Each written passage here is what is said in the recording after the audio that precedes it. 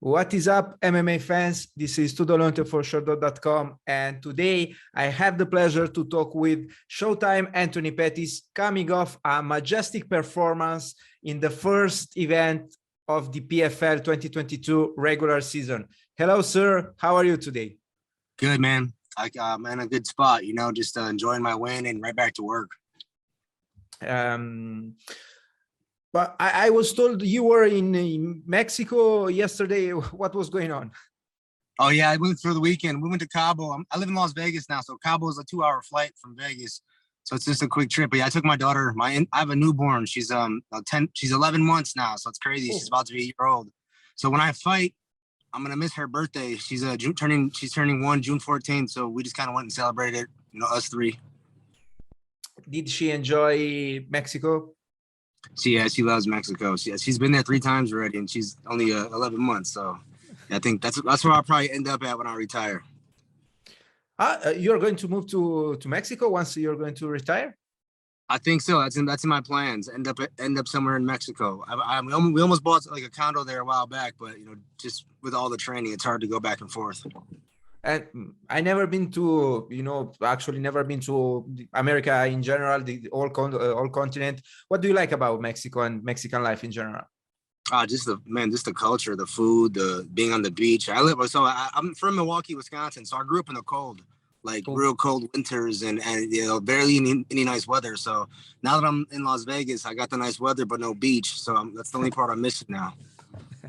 Okay, that's very nice. But I can understand why you're planning to move over there once you retire. Listen, let's talk about your first round submission over Myles Price. You actually were about to finish him right out of the gate with strikes. What was going on in those first seconds? Yeah, he went for a shot right away. I thought he would exchange a little more, but right away he went for a shot right off the first exchange, and I hit him with an uppercut, a clean uppercut actually. I saw him get wobbled a little bit, and then I went in his guard, and I just wanted to make sure I wasn't rushing it and make sure what I felt was real. So I worked his body a little bit, worked his head, and we had a couple exchanges on the ground. But I already knew he had a dangerous guard. Like he was really active off his back in his old fights, and he would shoot a lot of submissions up.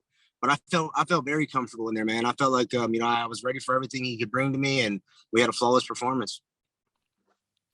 That transition to the mountain triangle choke looked quite smooth. Do you often practice it?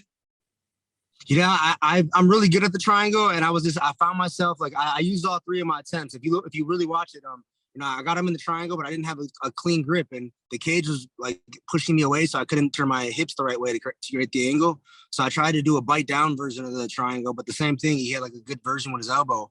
So I ended up having to pull it across to make sure I could finish the triangle. I knew I had about a minute to work, so that was my 3rd attempt, and that one worked. I mean, it was quite spectacular. You earned your 6 points.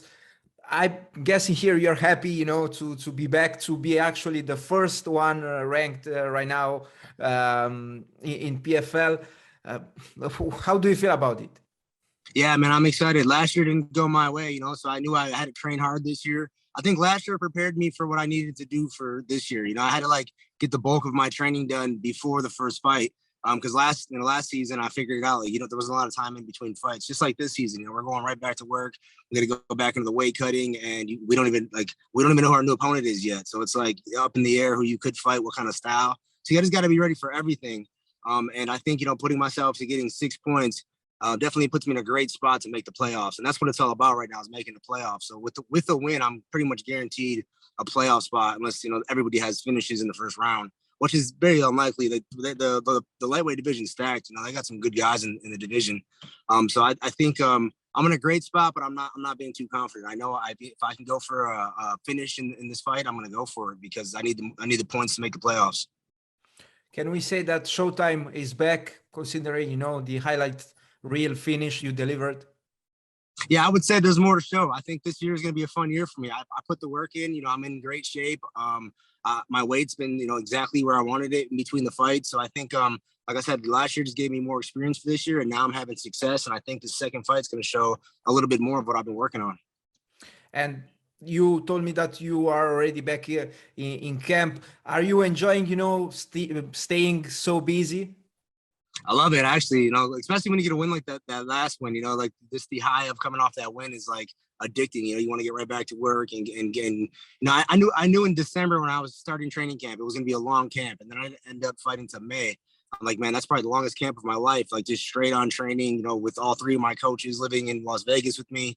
We put in the work. So I knew I was really prepared for that fight. I think I have a lot more to show. And I think, that the fact that I get to be this busy gets the work, the bulk of the work is done. Now it's time to go perform.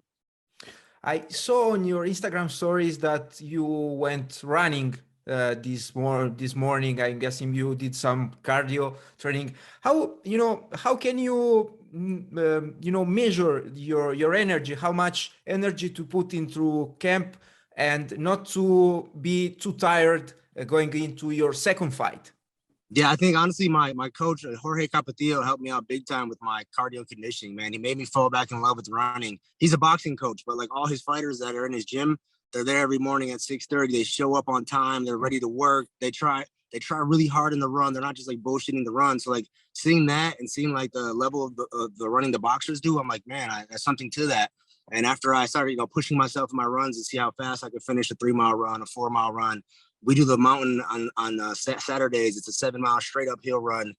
So like measuring the growth that I was doing in that, like the first time I did it, the mountain, man, I was throwing up. It was hard because we're at elevation. So like when you get to that spot of like 4 or 5 miles, your body just starts like, it's either you're gonna push forward or you got to start walking. So at the end of my camps, before the last fight, I was doing the mountain no problem, and I knew my cardio was at a different level than I never actually focused on it that way. Where I was like measuring my time on my sprints and my track work, and I really took a control of my conditioning, man. Like I hired a strength and conditioning coach that Memo, another boxing coach out here. He works with a lot of the great champions.